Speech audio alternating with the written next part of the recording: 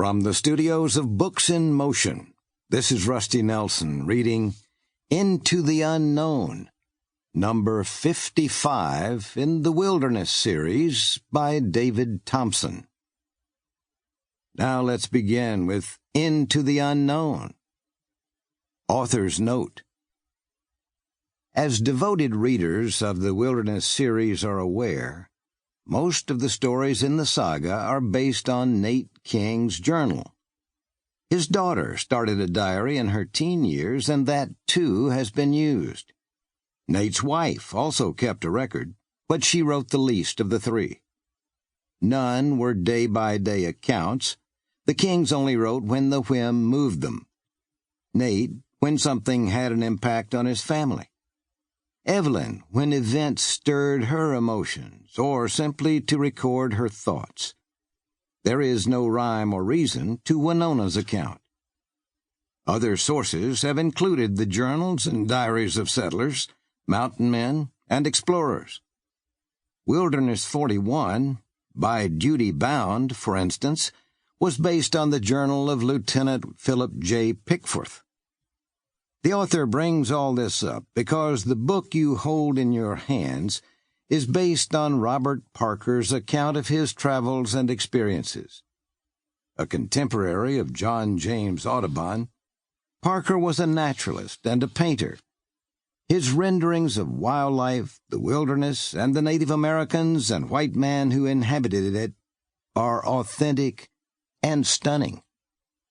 Parker's work is so well known that it needs no introduction, and too, our story is concerned with only a short interval in his exploration of the West, namely the month or so he spent with the Kings and the McNairs. Purists, I trust, will understand why the excerpts early on are abbreviated. The main focus of this story is the King family and their friends. Chapter 1. St. Louis, February 14th. I'm bubbling with excitement. It's the most wonderful news. My patron, the Marquis, has decided to fund the expedition. The irony does not elude me. I've never liked painting portraits. I only do it in lean time so I can purchase paint and canvas and food. But he is so enamored of the portrait I did of his wife that he insisted on helping me fulfill my long-cherished ambition to explore the vast uncharted regions west of the Mississippi River. It is a dream come true.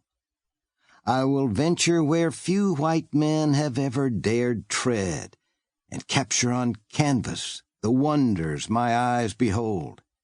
And I have no doubt there will be wonders. The frontier teems with animals and men about which little is known.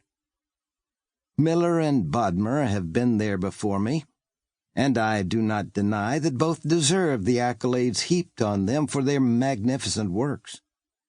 I confess to liking Miller's more, if only because his paintings are imbued with the romance of life. And I've always been a romantic at heart. I cannot possibly put into words how deeply moved I was by his Green River painting. The river, the mist, the mountains, the Indians, it's all so wonderfully sublime. Still, I must give Bodmer his due. He is a realist. His paintings show exactly what his eyes saw.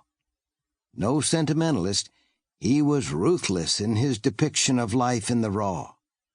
When you look at his mandans, it is as if you're standing right next to them. If I can do half as well as Miller and Bodmer, I will justify my talent. St. Louis, April 2nd. The preparations continue apace. There's so much to do, so many details, large and small, to attend to. Men, supplies, horses, all must be acquired.